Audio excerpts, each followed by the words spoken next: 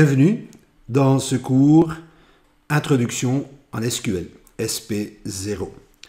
Dans ce cours, nous allons explorer le langage SQL et nous allons découvrir comment on va pouvoir l'utiliser également dans le cadre de la programmation dans les applications OpenClinic et GMAO.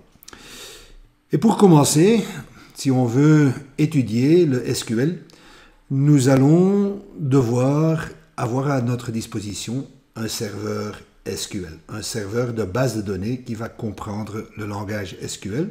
Donc ça, c'est le serveur.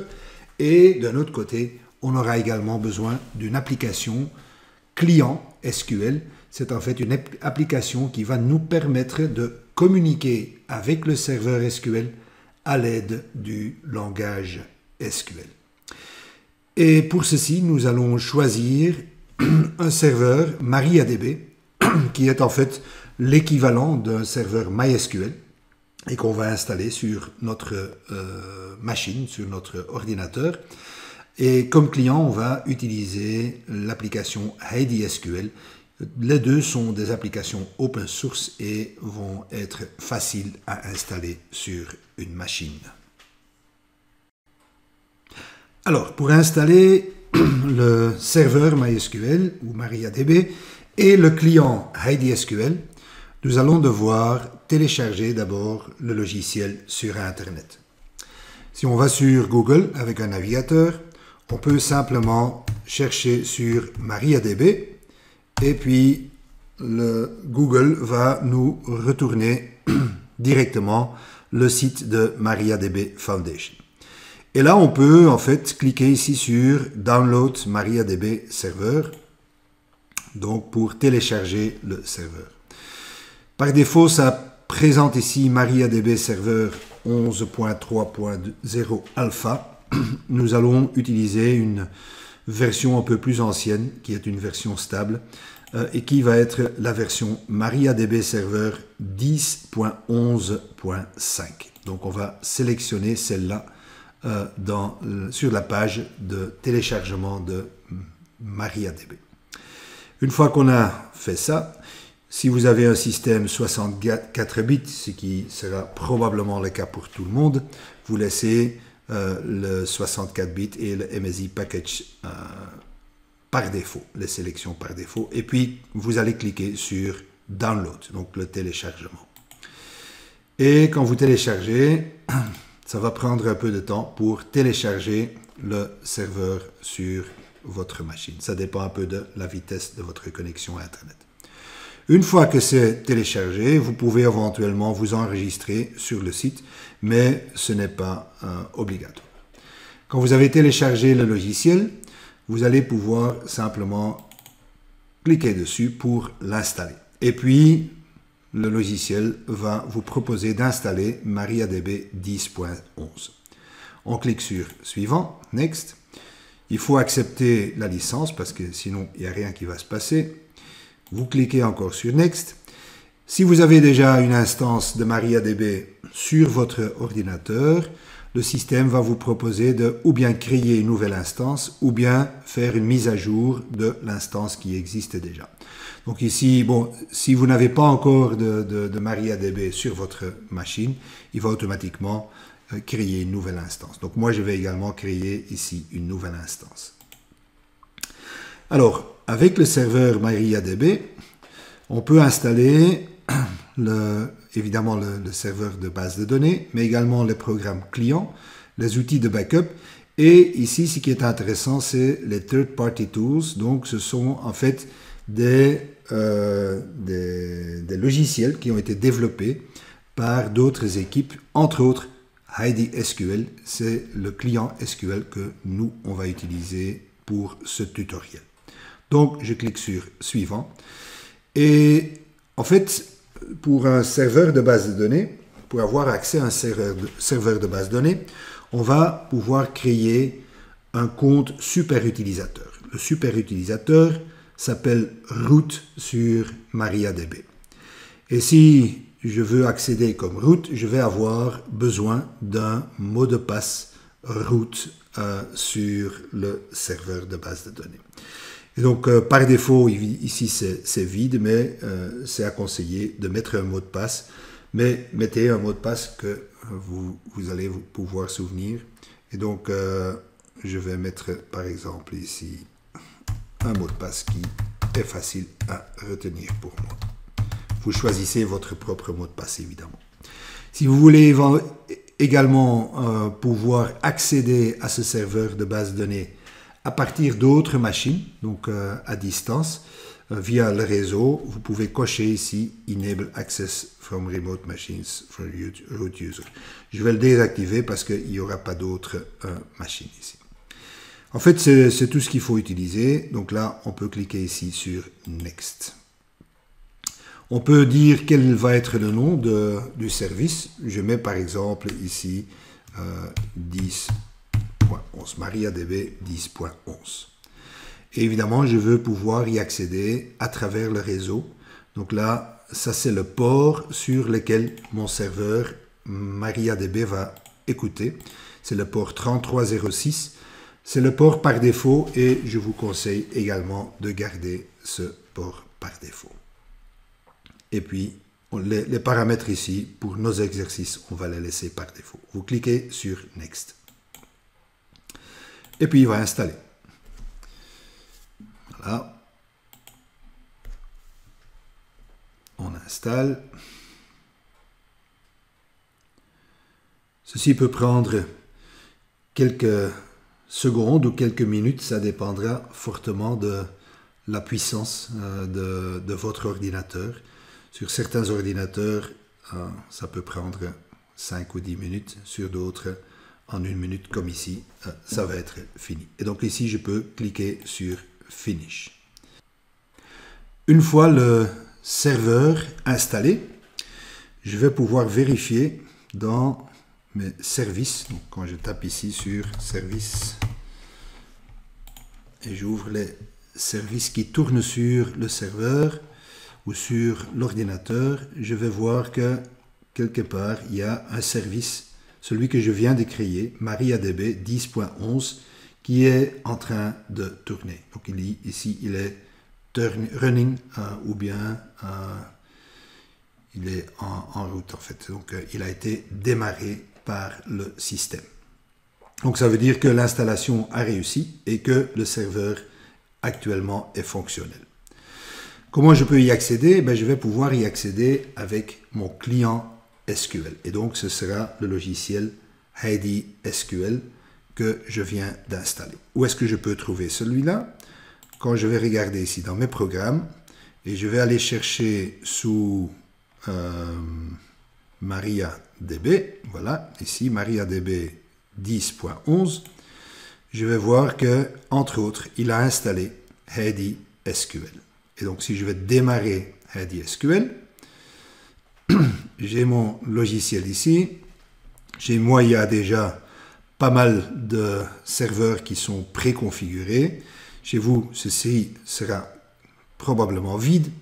Et donc, il faudra donner des paramètres pour se connecter à un serveur SQL, un serveur MySQL ou un serveur MariaDB. Donc, avec Heidi SQL, on peut se connecter à toutes sortes de serveurs ou de serveurs de base de données. On pourra choisir ici le type de serveur auquel on veut connecter. Dans notre cas, ce sera MariaDB ou MySQL en TCP/IP. La librairie qu'on va utiliser ici, ça va être la librairie libmariadb.dll. Et le nom du serveur auquel on va se connecter, c'est localhost.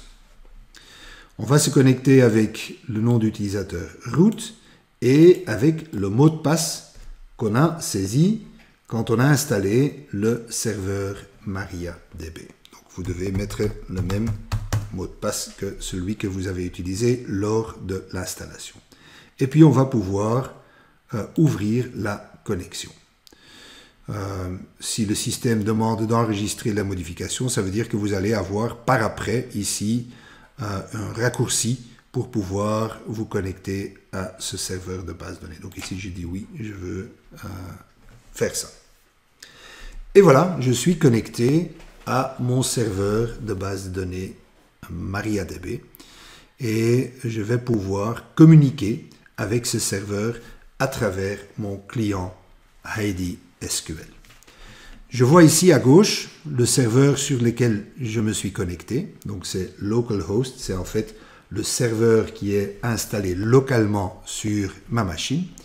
Et je vois qu'il y a déjà 4 bases de données. Donc ça, c'est la liste des bases de données qui existent déjà. Ce sont en fait des bases de données par défaut sur lesquelles je vais pouvoir accéder ou auxquelles je vais pouvoir accéder avec mon compte root.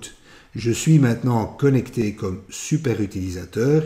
Ça veut dire que j'ai accès à toutes ces bases de données. Évidemment, pour ces exercices et pour ce cours SQL, nous n'allons pas nous connecter sur les bases de données système de MariaDB. Parce que si on fait des bêtises sur ces bases de données-là, on peut foutre en l'air tout le système et peut-être devoir recommencer tout avec la réinstallation de tout si on a détruit les bases de données système. Pour cela, nous allons créer une base de données d'exercice, une nouvelle base de données, et un utilisateur qui ne sera pas l'utilisateur root, mais qui sera un utilisateur pour les exercices SQL qu'on va faire.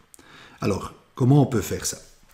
En fait, ici, vous voyez déjà à gauche les bases de données existantes. Ici à droite, vous voyez le serveur sur lequel on est connecté. Et puis à côté, vous voyez qu'ici, il y a un onglet qui s'appelle Requêtes. Quand je clique là-dessus, je vais avoir une fenêtre vide qui me permet de formuler des requêtes pour envoyer des instructions SQL au serveur de base de données. Alors, nous allons déjà ici apprendre nos premières instructions SQL qui vont servir à créer une base de données et à créer un utilisateur qui va avoir des droits d'accès sur cette base de données. Et donc, sur cette base de données-là, on va alors faire le reste de nos exercices pour le cours SQL. Alors ici, pour créer cette base de données, on va utiliser la commande create database. Ça, c'est l'instruction. Et puis, je vais devoir donner le nom de la base de données que je veux créer. Dans notre cas, on va créer une base de données qui s'appelle SP0. Donc, c'est le nom du cours. Et pour exécuter une requête SQL, il est intéressant ou important même de terminer chaque fois une instruction SQL par un point-virgule. Donc j'ai dit create database SP0, point-virgule. Alors pour exécuter cette instruction, j'ai deux possibilités. Ou bien je vais cliquer ici sur la flèche, donc la flèche bleue, et puis il va exécuter. Ou bien je clique ici sur le petit bouton à côté, et là je peux choisir exécuter cette requête, ou bien exécuter une requête que j'aurai sélectionnée dans le texte. Donc là, si je vais cliquer ici sur exécuter, cette requête va avoir été exécutée. Et je vois ici en bas, donc je peux agrandir ça un petit peu, qu'il a exécuté create database SP0 avec comme réponse une ligne et il n'y a pas d'avertissement et il y a la durée de la requête qui était de 0 secondes. En fait, il a créé la base de données en question. Et donc, si je vais cliquer ici, normalement, si je vais ouvrir, je fais F5, je pense, voilà. Donc, vous cliquez localhost ici et puis vous cliquez sur la touche ou vous tapez sur la touche F5 pour rafraîchir l'écran. Ou bien, vous pouvez également ici cliquer sur le petit bouton vert là, avec la flèche, ça c'est aussi rafraîchir. Vous allez voir apparaître la base de données que vous venez de créer, donc le SP0. Maintenant, j'ai une base de données SP0. Et donc, la deuxième étape, c'était de créer un utilisateur, un nouvel utilisateur. Alors, je vais vous montrer cette instruction. Je vais effacer celle-là. Et puis, je vais ajouter un nouvel utilisateur. Donc, c'est avec l'instruction create user. Et je vais également utiliser appeler cet utilisateur, par exemple, je le mets entre des côtes, user sp0, par exemple. Puis, arrobase, parce que je vais dire c'est un utilisateur qui se trouve sur un serveur spécifique, et donc c'est sur mon serveur localhost. Ça veut dire que cet utilisateur va être lié à l'adresse localhost sur le serveur. Donc, create user sp0, ça va créer cet utilisateur sp0. Mais il manque encore quelque chose. Je vais également devoir ajouter ou spécifier un mot de passe pour cet utilisateur. Comment on le fait en MariaDB? On va ajouter ici identified by, et puis je mets entre des côtes. Voilà, je vais mettre le mot de passe que je veux utiliser. Supposons que le mot de passe ici que je vais utiliser, c'est par exemple 6A2. Donc, mon utilisateur s'appelle usersp0 et le mot de passe, c'est 6A2. Je termine, comme d'habitude, avec un point virgule et je vais exécuter cette instruction. Et voilà, l'utilisateur a été créé. Cet utilisateur existe maintenant dans le serveur de base de données, mais il faut que je lui donne encore des droits d'accès sur une ou plusieurs bases de données. Alors ici, pour nous simplifier la vie, on va donner tous les droits d'accès à l'utilisateur user sp0 sur la base de données sp0. Comment est-ce qu'on va faire? Je vais alors dire que grant all privileges, donc c'est autoriser ou donner tous les privilèges sur quoi? Sur sp0. Donc sur toutes les tables et index et tout ce qu'on va créer dans sp0, je vais donner ces privilèges tout, et puis c'est le nom de mon utilisateur, c'était user sp0 @localhost. Et je termine par un point virgule à nouveau. Donc, grant all privileges on sp0 to user sp0 localhost. Et j'exécute cette instruction. Voilà. J'ai toujours aucun avertissement, donc il a correctement exécuté cette instruction. Toutes ces instructions se trouvent maintenant encore en mémoire du serveur. Pour être sûr que le serveur les prend en compte et que ces instructions ne restent pas en attente d'exécution, je vais lui dire qu'il doit appliquer toutes ces modifications de privilèges, donc de droits d'accès, que je viens de configurer, qui doit les appliquer sur les utilisateurs et les bases de données concernées. Comment je le fais? Je vais utiliser pour cela l'instruction flush privileges. Il ne faut pas oublier de le faire parce que sinon, votre utilisateur pourrait ne pas avoir accès au système tant que vous n'avez pas exécuté ceci. Donc ça va exécuter toutes les requêtes précédentes qu'on a créées qui sont liées à des droits d'accès ou à des privilèges. Donc j'exécute également flush privileges. Et voilà, maintenant mon serveur devrait être prêt. Comment est-ce que je peux le voir? Ce que je vais faire, je vais me déconnecter de mon serveur de base de données. Vous voyez ici qu'il y a ici un icône qui me permet de fermer la base de données sélectionnée. Quand je clique dessus, je n'ai plus de bases de données qui sont ouvertes. Je vais de nouveau sélectionner mon localhost, mais cette fois-ci, je ne vais pas me connecter avec mon compte root. Je vais changer ça. Donc, je vais par exemple ici, je vais ajouter un nouveau serveur. Je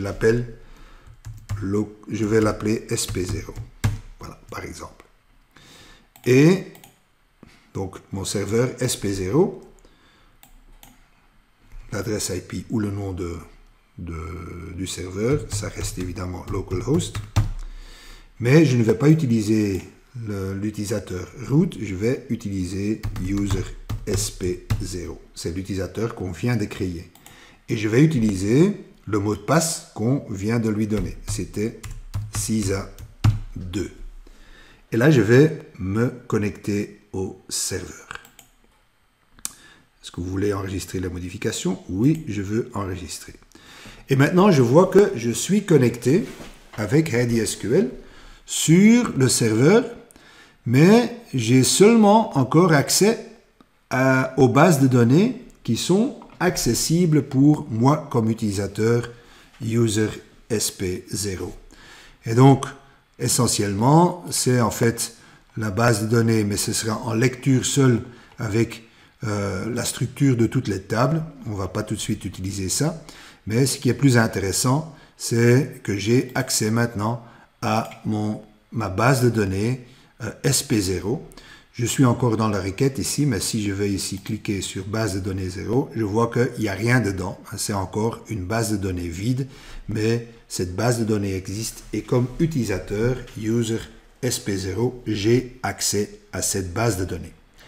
Une fois que ceci a été fait, je vais pouvoir commencer à l'utiliser pour créer des tables, pour créer des vues, pour insérer des données et pour retrouver des données dans la base de données. Donc, avec ceci, vous devez essayer de créer cette base de données sur votre propre machine et d'y obtenir accès de la même façon. Et puis, on va continuer par après avec le prochain chapitre qui est un chapitre sur la création de tables dans le serveur SQL.